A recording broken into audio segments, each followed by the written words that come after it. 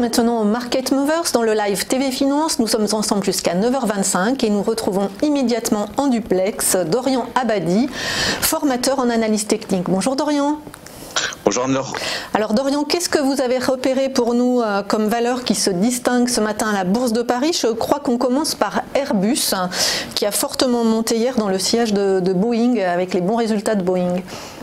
Exactement, puisque les valeurs de ce matin sont surtout des valeurs industrielles côté français. Alors on a un contexte plutôt favorable, vous l'avez dit, vis-à-vis d'Airbus avec Boeing, le grand concurrent, qui a bien profité de résultats assez intéressants hier, mais surtout l'ensemble des bourses occidentales aujourd'hui devrait rester un peu dans le siège d'hier, puisque la Banque centrale américaine a promis de privilégier la patience avant de relever à nouveau ses taux, et malgré le fait qu'en parallèle on ait à nouveau un petit ralentissement sur l'activité industrielle chinoise.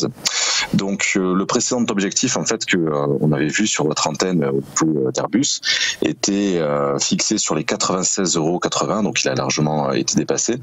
En l'occurrence, on est juste en dessous de la valeur un petit peu symbolique, psychologique des 100 € l'unité pour Airbus, et c'est justement en fait ce que j'attends, c'est-à-dire de casser cette résistance-là pour entrer à nouveau à l'achat sur les 100,30 € par action, et afin de viser les 101,30 €, donc une vingtaine de centimes en dessous de l'obstacle technique suivant, en dessous de la résistance qui apparaît en rouge sur notre écran.